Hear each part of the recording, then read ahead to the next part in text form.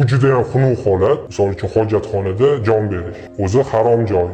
Qilayotgan ishimiz harom.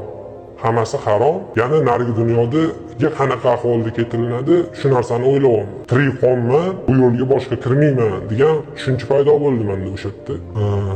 Reanimatsiyadan ham chiqdim.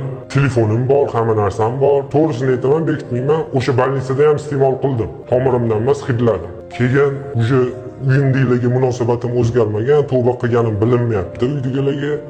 O'zimni shu katta yaqin akam bilan amakimning o'g'illari bor. Ular kelishdi. Men bilan suhbat o'tkazishmoqchi bo'lishdi, suhbatlashishdi. Ularga ham yoqmadi meni suhbatim, agressiv, xuddi ular ayb ish qilib qo'yishgan. Men farishtaman.